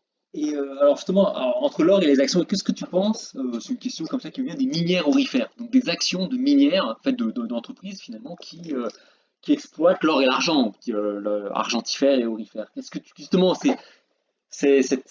va dire, c'est pas vraiment une classe d'actifs, mais justement, on est à mi-chemin entre l'action et l'or et l'argent comme métal, D'accord, hein. d'accord. Si je mets sur un graphique qu'ils partent en 1980, 1990, 2000, quel que soit le point de départ, et je dis bien quel que soit le point de départ, si je mets d'un côté Barrick Gold ou une autre minière, souvent les gens traitaient Barrick Gold à mon époque, mais ça a pu changer, et si vous mettez n'importe quelle boîte du Nasdaq en face, vous allez voir la différence. En fait, vous ne la verrez même pas la différence parce que ça ne tient même pas sur le même graphique. Les deux courbes sont tellement différentes où il faudrait vraiment une échelle logarithmique. Je suis désolé, mais s'il y a bien un mouroir en termes de création de valeur, ce sont bien les minières. Pourquoi? Bah, pour une raison très simple, c'est que ce sont des boîtes, alors il y en a d'autres, hein, on pourrait parler des banques pendant des heures, ce sont des boîtes qui ne sont pas appuyées sur ce qu'on appelle l'intelligence. On va faire un trou en Afrique du Sud pour trouver, je sais pas, de l'or, du cobalt, n'importe quoi, Diamant. voilà, du diamant, on va s'y prendre à peu près de la même façon qu'il y a 50 ans. Alors évidemment, je caricature, les pelles sont plus sophistiquées, les engins de chantier sont peut-être plus sophistiqués, mais Il fondamentalement, n'y a pas de gain de productivité. voilà, c'est toujours à peu près le même topo, c'est-à-dire on creuse un trou et on essaie de trouver un truc. Et comme en plus de ça, il faut creuser de plus en plus loin, notamment pour l'or, hein, parce qu'il faut creuser de plus en plus profond, je suis même pas certain que vous réussissiez vraiment à faire des gains de productivité. Alors que par contre, si vous créez un nouveau bien, un nouveau service, une nouvelle plateforme de commerce, vous pouvez faire x10, vous pouvez faire x100. Je ne dis pas que vous le ferez automatiquement, mais vous pouvez. Vous ne pouvez pas avec des boîtes du type des boîtes aurifères, par exemple. Vous ne misez en réalité que sur l'augmentation du prix de votre fameuse matière, qui est quelque chose que vous pouvez obtenir, hein, ça a eu lieu dans les années 70, ça a eu lieu dans les années 2000, mais que vous pouvez aussi ne pas obtenir du tout. Et dans mon scénario, il y a plus de chances pour que ce soit pas du tout qu'un petit peu. Voilà. C'est clair. Non, mais c'est très très cohérent, c'est très très cohérent. On ne crée pas non plus de valeur avec l'immobilier, sauf si, alors il y a deux cas, sauf si vous avez amélioré votre bien, c'est-à-dire vous avez fait des travaux par exemple, ces travaux vous avez réussi à canaliser les délais, à canaliser les coûts, à canaliser les agréments. Je dis ça parce que ça arrive rarement, hein. Qu'on tienne les délais et qu'on tienne les coûts sur les travaux immobiliers, surtout en France, c'est de plus en plus rare. Mais bon, admettons que vous avez réussi, parce que vous êtes un peu bricoleur, vous savez gérer des ouvriers de chantier, vous avez réussi à canaliser tout ça, vous avez fait une vraie amélioration, vous avez mis une piscine par exemple, et là, d'accord, je suis d'accord. Là, c'est un raisonnement d'investisseur. Vous avez créé de la valeur quelque part, vous avez libéré de la valeur. Et dans ce cas-là, c'est pas du placement immobilier comme des parts de SCPI, ce genre de choses. Non, là, vous avez créé de la valeur. Là, je suis d'accord. Ou, deuxième cas, vous avez très intelligemment joué de l'effet de levier, c'est-à-dire, par exemple, vous avez fait comme certains avaient fait dans les années 70, vous vous endettez à 5% et il y a 10% d'inflation. Et là, c'est génial. Là, c'est ras-lovely parce que, bah, du coup, quelque part, vous remboursez en monnaie de singe. Et là, l'effet de levier est très intéressant pour vous. Vous voyez, il y a des cas comme ça où l'immobilier peut être intéressant. Autre cas, c'est quand le pays se upgrade. Imaginons que vous achetez de l'immobilier en Colombie en 2003 ou en Pologne en 1991. Vous êtes sur le point d'avoir un pays qui va... Peut-être au Liban maintenant, ouais. Peut-être au Liban maintenant, qui peut difficilement aller, disons, ou peut-être au Venezuela bientôt. Quand un pays touche le fond et que vous arrivez à ce moment-là, vous êtes le roi du pétrole. Par exemple, imaginez tous les gens qui ont acheté à Prague ou à Cracovie dans les années 90, par exemple, hein, ou en Colombie en 2003. Enfin, il y a plein d'autres exemples. Le pays se met tout d'un coup à s'améliorer. Là, vous avez de la chance, vous avez bien raisonné, vous avez raisonné en investisseur. Le pays s'améliore, donc tout fait x10. Votre bien immobilier, vous n'avez même pas eu besoin de faire des travaux, il fait x10. Et en plus, il devient plus liquide et vous le vendez au prix fort et vous avez fait une superbe opération. Là, je dis d'accord, ça c'est un raisonnement macro. Mais attention, ça se passe souvent dans des pays un peu folkloriques. Il faut avoir le bon timing. Il ne faut pas que le gouvernement saccage votre droit de propriété. Il faut souvent occuper le bien, parce que vous savez, dans le tiers-monde, ce qui se passe, c'est que souvent, si vous n'êtes pas sur place, le bien est squatté, etc., etc. Et puis, il y a aussi un risque de change, etc., etc. Donc, même là, c'est pas si évident que ça. Mais si vous jouez sur l'amélioration d'un pays, je suis d'accord. Est-ce que vous croyez franchement que la France, c'est un pays qui, dans les 15 prochaines années, va s'améliorer? Non, mais franchement, est-ce que vous croyez que c'est raisonnable? Là, t'es dans le consensus, là. Autant pour l'inflation, t'es pas dans le consensus. Eh bien, Oh, bah là. oh non, non, non, non, justement, je suis pas dans le consensus. Parce que les gens sont d'accord pour dire que la France se dégrade. C'est d'accord, ils ont fini par comprendre. Mais par contre, ils continuent à acheter de l'immobilier comme des bourrins. C'est pas cohérent, c'est pas raisonnable. Si vous croyez que les finances publiques sont très déséquilibrées et qu'un jour il va falloir qu'ils trouvent de l'argent et qu'ils vont évidemment le faire avec les assiettes les plus domestiques et les plus fixistes, ils vont pas le faire avec les gens qui peuvent voyager ou qui peuvent vendre leurs actifs facilement. Ils vont s'attaquer à l'immobilier, c'est une évidence. Et je pense en plus que le pays ne va pas vraiment s'améliorer. Donc le raisonnement implicite de tous les gens depuis 15-20 ans qui achètent de l'immobilier, c'est oui d'accord, mais pas pour moi. Moi, j'achète un bien de qualité et donc je ne suis pas soumis à ces effets-là. Et ben, ça marchera effectivement pour certains biens, certaines localités qui continueront à s'apprécier, mais ça ne peut pas, à mon avis, ça ne marchera pas à l'échelle macroéconomique. Quand vous avez un prix de l'immobilier aujourd'hui au Touquet à 10 000 euros le mètre carré, c'est plus cher que Miami Beach. Il se trouve que les hasards de la vie ont fait que je connais très bien le Touquet et que je connais très bien Miami Beach. J'adore le Touquet, je suis fan du Touquet, j'y ai encore passé la semaine dernière. J'adore le Touquet même en hiver, mais croyez-moi, le Touquet, c'est moins bien que Miami Beach. Et aujourd'hui, 10 000 euros au mètre carré pour un bien de qualité moyenne au Touquet sans vue sur la mer, je suis désolé. Ah, mais il y a la résidence secondaire d'Emmanuel Macron. Ça n'a pas de prix, ça. C'est pas faux, c'est pas faux. Ouais, tout ça, c'est très intéressant. J'ai été vraiment ravi d'avoir pu t'interviewer, Diego. Alors, n'hésitez pas hein, à mettre vos commentaires. Hein, justement, je pense que voilà, cette interview est assez, voilà, elle va sans doute pour certains d'entre vous éveiller la curiosité, susciter des questions. Donc, n'hésitez pas à mettre vos questions. Peut-être qu'on organisera une autre interview et des échanges, pourquoi pas. Avant de nous quitter, je vous rappelle quand même les disclaimers, hein, à savoir que l'objectif de cette chaîne n'est pas de donner des conseils précis en matière d'investissement. Hein. Mon objectif est de vous sensibiliser sur l'importance de vous intéresser aux investissements. Si vous avez du temps et possédez les connaissances financières requises, n'hésitez pas à passer à l'action en investissant. Si vous n'avez pas de temps à consacrer aux investissements ou que vous n'avez pas les compétences en gestion d'actifs, moi je vous conseille de faire un bilan patrimonial auprès d'un conseiller en investissement financier afin de voir ce qu'il y a de mieux à faire pour vous. Et enfin pour terminer par rapport aux investissements, Diego a parlé de l'immobilier. Attention, il y a beaucoup d'influenceurs qui vous disent que vous serez millionnaire en achetant des épaves et en faisant les travaux. Faire des travaux en immobilier, hein, je l'ai déjà dit dans pas mal de vidéos, c'est un métier. On ne peut pas s'improviser. Moi, vous me connaissez, je ne suis pas du tout bricoleur. Moi, vous me confiez un bien qui est une ruine. Il suffit pas que j'appelle deux trois artisans, j'ai rien à faire, et puis hop, les artisans ils viennent et hop, ils me font, ils transforment une passoire en un bien high-tech. Hein. Gérer un chantier immobilier, c'est un boulot. Voilà, il y a certains formateurs en immobilier qui sont très très bien et que je suis, mais ce sont des pros, ce sont des gens qui ont passé du temps, qui ont passé leur week-end à faire ça. C'est pas en étant cadre à Paris, vous achetez une ruine, je sais pas, à Clermont-Ferrand, et y a rien à faire, il suffit juste d'avoir deux, trois copains qui vont faire du black, et hop. C'est la même idée, Alix, que ce qu'on étudiait tout à l'heure. C'est l'idée qu'il n'y a pas de free lunch. Il n'y a pas de free lunch, il n'y a pas d'argent gratuit. Il n'y a pas de repas gratuit, et donc il y a toujours un prix à payer. Par exemple, cette année, en 2021, on a eu 6% de croissance, hein, un effet rebond, hein, c'est un peu artificiel, mais on a eu 6% de croissance un peu partout. C'est normal qu'il y ait un prix à payer. Ce prix à payer, ça a été ce fameux CPI à 3, 4, 5, 6, 7%, qui n'est que le prix à payer pour avoir eu une croissance très au-dessus du potentiel de notre croissance. Si jamais on n'avait pas eu ce fameux CPI en augmentation, c'est un indice des prix à la consommation en augmentation, ça voudrait dire que notre croissance potentielle est à 6% par an. Est-ce que vous croyez que notre croissance potentielle est chinoise? Bien sûr que non. On a dépassé notre potentiel cette année parce qu'on était dans un rebond assez violent, étant donné que l'effondrement avait été tout aussi violent l'année précédente. Et donc c'est normal qu'on ait eu un mouvement d'élastique, un mouvement de ressort. C'est ce qu'on appelle un prix à payer. Sinon, il y aurait eu free lunch. Imaginez, 6% de croissance et en plus 0% d'inflation. Mais ça, c'est la Chine, ça, c'est pas nous. Alors justement, je termine, avant de terminer, un petit mot pour la fin, Diego, par rapport à un peu à tout ce qu'on s'est dit. Euh, Bah écoutez, non, je dirais que la même chose que toi, c'est-à-dire que il y a toujours un intérêt à aller sur la connaissance. La connaissance, ce n'est pas tout sur les marchés, hein, puisqu'il faut aussi du courage, il faut aussi de la patience, enfin, il faut plein de qualités. Il ne faut pas simplement des connaissances. Et c'est vrai que la première étape, c'est la connaissance. Tout simplement parce que, comme le disait le regretté Irving Fisher, le risque varie en fonction inverse de la connaissance. Plus vous avez de connaissances, plus vous allez mieux maîtriser vos risques. Voilà. Et puis si après les connaissances génèrent des convictions, bah ça c'est top.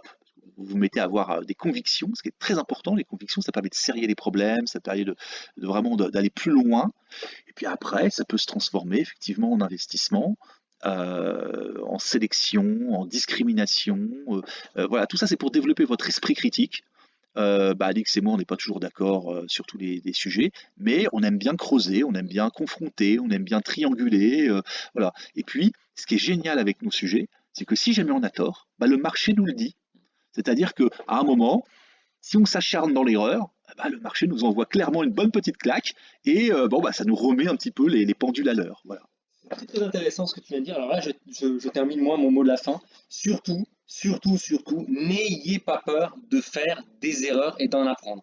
Moi, je vois beaucoup, enfin moi, c'est un petit peu le gros reproche que j'ai au salariat, c'est que dans le monde du salariat, on privilégie finalement, on privilégie pas les gens qui sont force d'initiative, on privilégie les gens qui se cachent souvent et qui font le moins d'erreurs possible.